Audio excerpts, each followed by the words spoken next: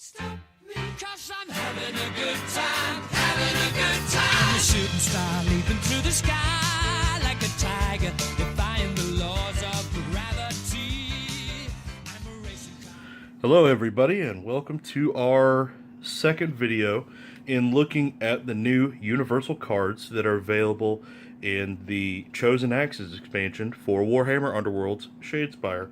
So in our last video on this, we looked at the new universal objectives that the Chosen Axes are going to be bringing to the Shadespire meta. So now, let's look at some of the universal upgrades. Okay, Headlong Charge. When this fighter makes a charge action, increase their move characteristic by 1 until the end of the activation. Okay. It's interesting the way that they've worded that, because it suggests that maybe now or in the future, there's going to be some way to use your move value after you've charged, which right now I don't see a way to do that. That being said, this is going to make a good way to get a slow but tough fighter into a position he needs to be. I'm honestly surprised that this isn't a Fyreslayer specific card, because it definitely seems geared towards Fyreslayer. But that being said, I can also see this being a strong choice for Sepulchral Guard. Maybe if you're doing a build that's focused around upgrading the Warden, the Champion, or I believe it's called the Harvester, the Scythe guy.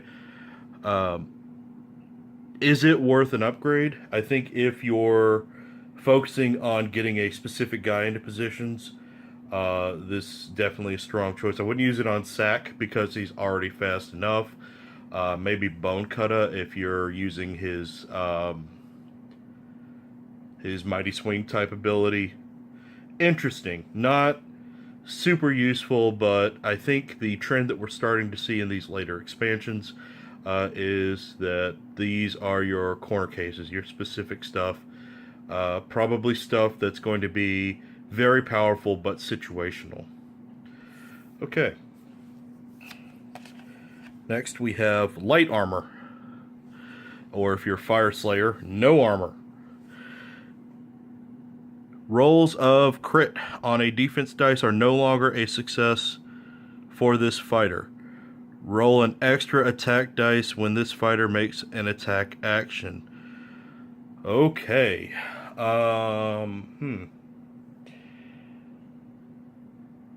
Okay, so you're severely cutting down your defensive ability. This is going to mean that if you get crit, you're getting hit because you no longer have a way to get around that. But having an extra attack dice is going to be pretty strong. That being said, it is much easier to get extra attack dice than it is to get extra defense, and getting extra defense is critical to keeping people alive. This might be a good option on Chaff, but then they're going to die anyway, so you don't really want to spend upgrades on them. You know, this might actually be a good Harvester card. It might be good for Skaven, since you can recycle those characters. Might also be good for Bloodied Sack, because he's kind of a suicide bomber anyway. I think this seems to be geared towards your character that you're going to go in and expect to die, but try to do a lot of damage in the meantime. It also might be good on a character that you want to use as bait, because I know if I'm presented with an enemy that's going to be that much easier to hit, they can't even crit defense, I'm definitely going to want to go kill them and snake that easy glory point. Again, another very specific use card, might be good. I would not recommend this for newer players unless they have a specific strategy around it. Solid Stance. This fighter can only be driven back by a critical hit. Um, hmm. If you're playing a defensive-oriented, maybe Stormcast deck, or an objective-focused Ironjawz deck, or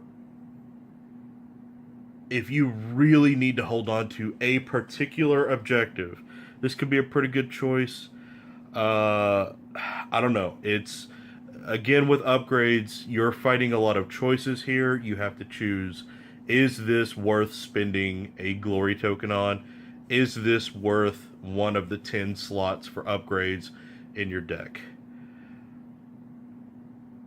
I don't know. Without a very specific strategy, I would say no. This card doesn't super excite me because there's already a lot of cards that will prevent pushback. I'll have to check the rules, whether or not this works with knockback, but I would assume this can also negate knockback. I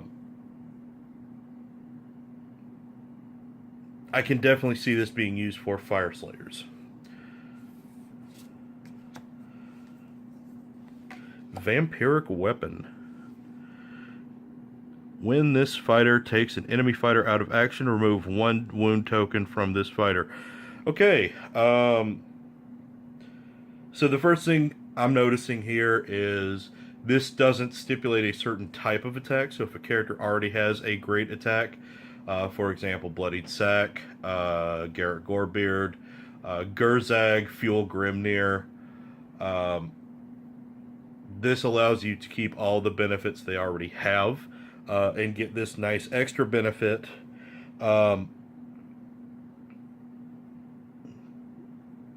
That being said, this is predicated on you killing somebody with that fighter. And a lot of people are starting to turn on, especially with these new cards, are starting to turn towards these pump up one guy and have him be Superman. But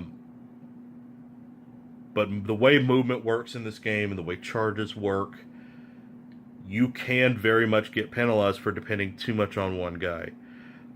This sounds like a good way to make your Suicide Bomber character last a little bit longer. I'm just not sure that that's a great idea. Again, another situational card that seems to require a very focused build. Okay, we have another key. If this fighter is holding objective 3 in the third end phase, score 2 glory points. Okay. So we've seen 2 other key cards so far in earlier expansions. This is... It's got a lot going for it, and so do the other keys. Being able to score objectives on a card that's not an objective card is great. It's very specific, though. It's specifically objective 3, and you have no way of telling where objective 3 is going to be. But that does make cards like Solid Stance a lot more powerful. It makes cards like Vampiric Weapon a lot more powerful, because once you have this and you put that guy on objective 3, he's going to have a giant kill me sign on him. So you're going to want to have that guy be really hard to kill and really not worth charging. I'm definitely seeing this as a solid option for somebody like souped up Garrett Gorebeard, souped up Gurzag, souped up Fuel Grimnir, Angerad Bright Shield, with her upgrades that allow her to hit somebody back for hitting them. I believe one of the other Fire Slayers had that ability. Severin Steelheart can have that ability, but not as reliably. With the different keys that are now available, I'm definitely seeing this as a possible strategy.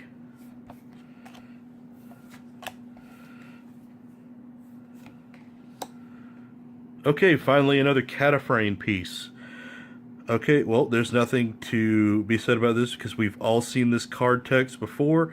But now we can get up to 3, and presumably with the Spite Claw Swarm stuff, 4 reactions. So it's going to be really hard to get all of these upgrades on one guy, especially because if your deck is focused around stacking upgrades on a single character, you've probably got a lot of other single character upgrades in your deck that are going to be vying for space with this. But if we manage to get all 4 Catyph or existing Catyph relics onto a character, they are going to have rerolls on defense dice, rerolls on attack dice, and every time they have an action, you're going to draw 2 power cards. Okay, so now we're finally getting into territory where you can set up a pretty powerful card draw engine within your deck. This would be really hard to pull off with the current availability of cards, but if you could get to the point where you could draw this many cards, it may finally make it worthwhile to have more than 20 cards in your powers deck. I don't think it's ever going to happen, though, because you're looking at a lot of moving parts to pull this off. And again, I keep harping on this. Moving parts are very difficult in a game like Shadespire because they have, at most, 12 activations ever. I don't know. We'll see when all the other cards come out that's going to complete the Catyph set how viable this is going to be. It's a really cool concept. Second in command. If your warband's leader is out of action, this fighter is considered to be a leader. While this fighter is on the battlefield, opponents cannot score objectives for having taken your leader out of action. Huh. Okay. We just saw a lot of objective cards built around taking out a leader. This is a nice counter for that. I would keep this in mind if you find in your meta that there's a lot of character assassination type decks being done, because this seems to be a pretty good hedge against that. That being said, you look at the characters that could be a worthy candidate for second in command, and most of them are actually pretty easy to kill. I'm not really thinking of... the first thing that comes to mind is putting this on Angerhead, Bright Shield, and a Stormcast deck, because she's incredibly hard to kill. She's not a leader already, and she punishes people for attacking her. I can see people putting this on the Prince of Dust in a Sepulchral Guard deck, because it forces people to want to attack your guy who is, let's be honest, kind of useless. Interesting. This definitely seems to be a card that GW wants people to use as a hedge against certain types of meta. Very interesting choice. I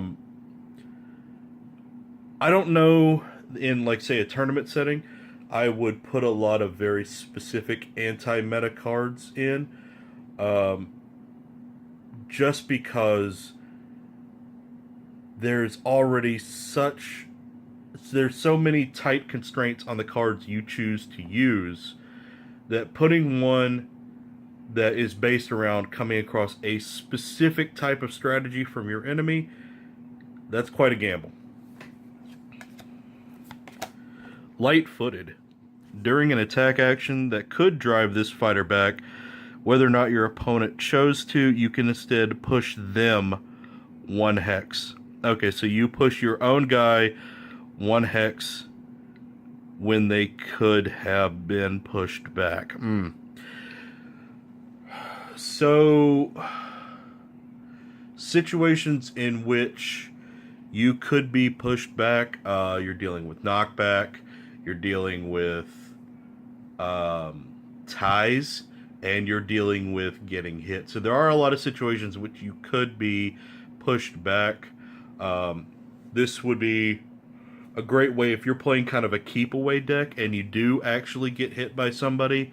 This can prevent a follow-up hit. It can prevent you from getting surrounded and locked in a bad position. It's a reaction, so you can do it a bunch. I have seen a lot of people playing a Stormcast keep away deck, and this seems kind of tailored to that. But I'm not personally a big fan of that style of play. Your mileage may vary, but this is definitely an option geared towards that. I would hesitate to put it on more fragile characters, because there's a pretty high chance that once they've taken a hit, they're already dead. I don't know, maybe on... actually, if you're playing a Superman mono character type, upgrade one guy until he's unstoppable, this would be a great way to position him for further attacks, but it's based on something your opponent does and not you, which is always more difficult. Shifting Image, another card to kind of make up the weird illusory nature of things in Shadespire. Reaction: after any attack action in which you roll a crit for this fighter with an attack or defense dice, you can push this fighter 1 hex. Okay, I like this a lot better than Lightfooted.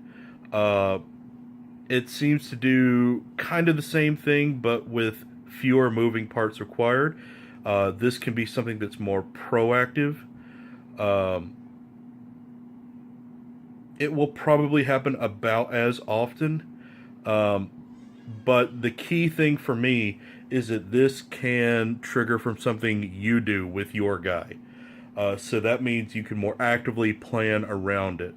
Again, I find this leaning towards a Superman build. And our last Chosen Axe's universal upgrade is complicated looking. Wow. Okay. So this is probably the most text that I've seen on a Shadespire card. Okay. So it gives you 2 actions, or 2 possible attacks. The first, 1 hex range, 2 hammers for attack, 2 damage. When this attack action is successful, discard this upgrade. On a critical hit, this attack action has 1 damage. Okay, so it's a one-shot. I do not like those. It's a very rare situation in which it's going to be worth spending an objective point and a card slot on something that is only going to be useful once. It's essentially turning an upgrade card into a ploy that's really difficult to use. But let's look at this other attack. Okay, 3 range, 2 hammers, 2 damage. Okay, so this seems to be one of the more powerful range attacks available, and you can put it on anybody. I like weapon cards that can go on anybody because it lets me turn chaff into a real threat. After a fighter makes this attack action, discard this upgrade. Okay, so it's another one-shot. Again, I really don't want to spend upgrades on chaff, and I don't want to give them one-shots. I don't want to buy one-shots. I don't like one-shots. But you discard it on a critical hit. It has +1 damage. Okay, so you might get lucky and headshot somebody with this. With 2 dice, it's theoretically possible. I don't know. This is another Shade Glass Darts type of card. The fact that either use of it is going to destroy the card. It's asking a lot. It's giving you a lot, but it's also asking you a lot. Again, you've only got so many slots for upgrades, and you're only going to have so many glory points to spend on those upgrades. Okay. So that is the last of the universal upgrades available in the Chosen Axes expansion set for Warhammer Underworld Shadespire. The general takeaway that I'm getting from this is we're seeing a lot of corner case type cards that you could build a very specific strategy around. People who are familiar with Magic will know that this is where deck builds really start to coalesce and solidify into solid strategies. This is a great addition to the game. I'm really looking forward to the other cards in this set and the other cards in Spike Claw's Swarm. In our next video, I'll be investigating the universal ploys that are available in the Chosen Axes expansion. That'll be in our next video. Please check that out. In the meantime, please like, share, and subscribe on this video. And thanks so much for watching. We'll see you in the next video.